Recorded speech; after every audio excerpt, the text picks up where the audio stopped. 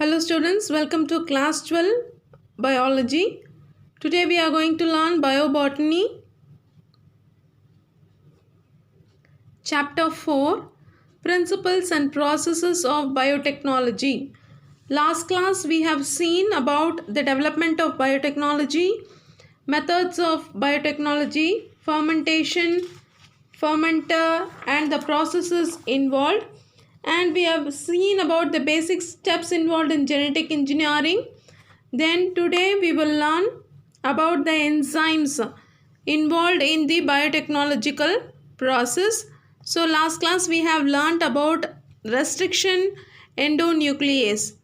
Today we will start learning with DNA ligase.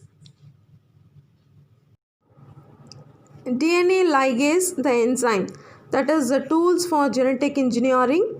Here the enzyme helps in sticking process, helps in ligation.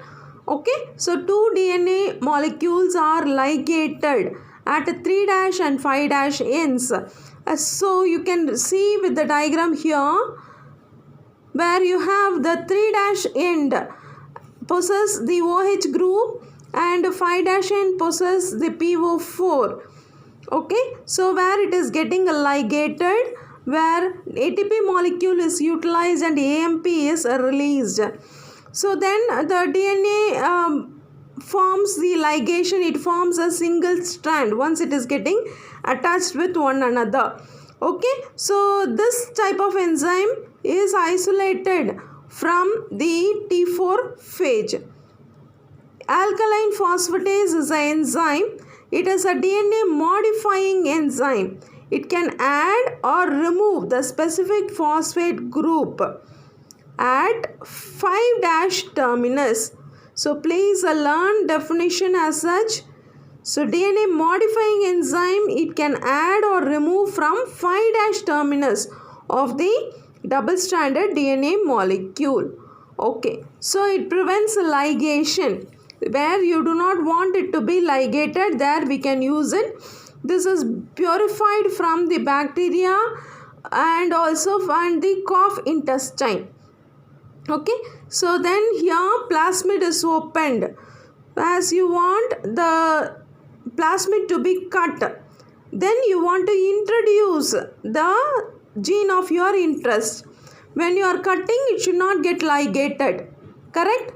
So that the gene of your interest will get ligated. Till you introduce it, it should be cut edge as such.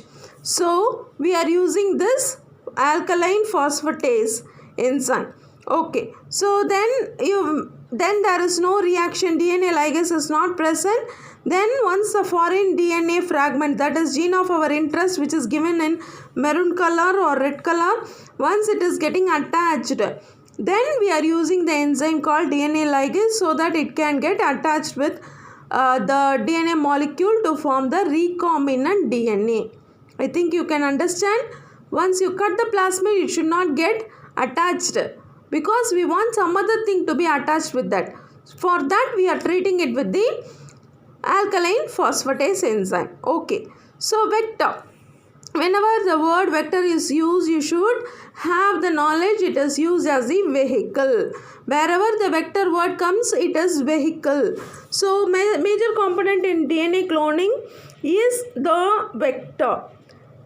So the vector can be plasmid. A vector is a small DNA molecule which is capable of self-replication, and it is used as a carrier and transporter of DNA fragment which is inserted into the cloning experiment. So plasmid, so you can have the example as plasmid, then you read the definition, you will understand. It is self-replicating and it is a small DNA fragment, and it is able to get the another DNA molecule along with that with the help of the enzymes, and it is transporting. As I said, vector means transport, vehicle. So it is used in all the purposes. So you can learn the definition for the vector. Okay, so vector is also called as cloning vehicle, cloning DNA. See, all these terms or the parallel terms questions can be asked, what is cloning DNA? If it is asked as vector, you will directly write it, right? So if question is asked cloning DNA, you must be in a position to write. Okay, so vectors are of two types, cloning vector and expression vector. So cloning vector is used in the DNA insert inside the suitable host. Expression is used to express the DNA insert. Okay, so expression is the production of enzyme, production of insulin. That is what is the expression vector. So introduction vector, once it is introduced into the host organism, that is what is called as the cloning vector. Okay, so with this diagram you can see the enzyme EcoR1 is utilized to cut because it is restriction enzyme, and new segment is getting attached, whichever is given in the not parallel sequence, it is called as the sticky end. When it is parallel, it is called blunt end. It is not parallel, then it is called as the sticky end. So it is getting attached with the plasmid. Yellow color is the sticky end. Then it forms a single DNase with the help of DNA ligase enzyme. Okay, so properties of vector. What are the properties it should possess? So it autonomously replicating structure. So that is what we said, self-replication. It should not be dependent on the organism's metabolism for its replication. It should be self-replicating. Do you follow? It must be in a position to double itself. Okay, so then the DNA insert into the host cell. So once it is getting multiplied, once it is getting introduced into the host cell, it must be in a position to multiply. Then it must be very small, less than 10 kilo base pair. Okay, so then vector must contain origin of replication, where it can start replicating, and it should contain suitable marker. So markers are antibiotic resistance, that we will learn in detail. First you should know marker. And example, antibiotic resistance, I will tell you in detail. Okay, so just you by heart this marker, antibiotic resistance. Okay, vector should have the unique target sites. So it should have the unique target site so that it will be identified easily. Then most commonly used cloning vehicles have more than one restriction site, that is called as multiple cloning site. So what is multiple cloning site? If the cloning vector has got more than one restriction site, then it is called as multiple cloning site. Okay, features of the cloning vector. Follow properties and features. These are the terms you should be very careful from the examination point of view. Okay, so features, origin of replication, that point is denoted in terms of ORI. Okay, this is a sequence from where replication starts, and piece of DNA when linked to the sequence can be made to replicate within the host cell. When it has got this sequence ORI, it can start a replication. It is an initiation point. Okay, then selectable marker.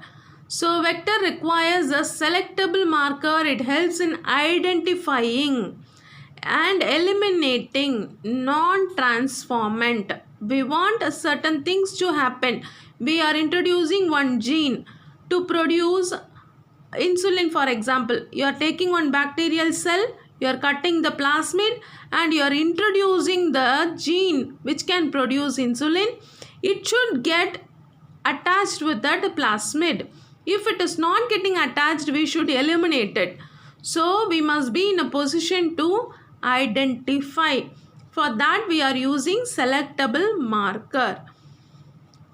Cloning site. In order to link the alien DNA DNA from some other body. We are taking the DNA and introducing into the bacteria. That is what is called alien DNA. The vector needs to have very few, preferably single recognition sites for commonly used recognition restriction enzymes. So recognition site for using restriction enzyme. Okay. So then we have types of vectors. There are few types of vectors discussed here. Plasmids are also called as extrachromosomal, self-replicating, double-stranded, circular DNA molecule found in the bacterial cell. This is a basic definition for plasmid or cloning vector. Okay. So PBr322 is very important. It is there in your practicals also. So you just make it very simple. One plasmid is there. We are naming it as PBr322. How we are naming it? There are certain characteristic feature. If it falls onto that characteristic feature, we are naming it as PBr322. Do you follow? So we are identifying certain characteristic of the plasmid and we are naming it as PBr322. Understood? So PBr322 plasmid is a reconstructed plasmid. It is not originally present in any organism. We are making the plasmid. Okay, and it is most widely used as a cloning vector. So when you want to do some cloning process, when you want to do some genetic engineering process, you can buy PBr322. Okay, so why to buy and use it? You have to know what are the characteristic feature of it. So first character, it will have 4361 base pairs. Okay, so the base pair, the size you can know as 4361 base pairs. Then explanation for PBr is given. P is plasmid. B and R are the names of these scientists, Bolivar and Rodriguez. So they developed the plasmid. The number 322 denotes that the number of plasmid developed by their laboratory. So it is a number, it is an order. In that order it comes. Okay. It contains AMPR, which means ampicillin resistance. Okay. TETR, it is tetracycline resistance. So they are two different antibiotic resistance genes. Okay, so they are used as a recognition sites for several restriction enzymes. Follow? So these two are the recognition sites which are used for several restriction enzymes. The restriction enzymes like EcoR1, HIND3, all these things can go and recognize these area. Okay, and ORI and antibiotic resistant genes. These are the different sites in PBr322. ROP codes for protein involved in replication of the plasmid. So whatever we were discussing there is given in simple diagram here. PBr322 will look like this. Okay, so where you have ampicillin resistance site, tetracycline resistance site, ORI, origin of replication, and we have ROP, protein involved in the replication of plasmid. Okay, so that is what is PBr322. Then TI plasmid. So TI plasmid found in Agrobacterium tumefaciensis. This is responsible for inducing tumor. So in most of the dicot plants, this plasmid carries TRA gene, that is called transfer gene, which help in transfer tDNA from one bacterium to another bacterial cell or to the plant cell. Then it has got ONC. ONC is responsible for oncogenicity. What is oncogene? Which can produce tumor. So ONC is a site responsible for oncogenicity. ORI gene is responsible for RNA replication. ORI gene is responsible for origin for replication. Then INC gene is for incompatibility. So INC is for incompatibility. Then tDNA of Ti plasmid is stably integrated with plant DNA. Ti plasmid means tumor inducing plasmid. So to induce tumor, you should have the capacity of oncogenicity. Follow? So the agrobacterium plasmid have been used for introduction of the genes of desirable traits into the plant. So whatever gene of our interest can be introduced into the plasmid, so that this plasmid will go and affect the plant. Then it is introduced into the plant. Next, transposons as vector. So transposable element or mobile element is called as transposon. So transposon you should remember mobile. Okay, so our DNA sequence which is able to insert itself at a new location in the genome without having any sequence relationship with the target point. So hence they are called as the transposons. They are also called as walking genes or jumping genes. Transposons, other name walking or jumping genes. They are used as a genetic tool for analysis of gene and protein function. So new phenotype on the host cell can be produced by this transposon. The use of transposons is well studied in Arabidopsis thaliana and bacteria Escherichia coli. So gene walking involves a complete sequencing of large, more than 1 kilo base pair, 1 kb stretches of DNA.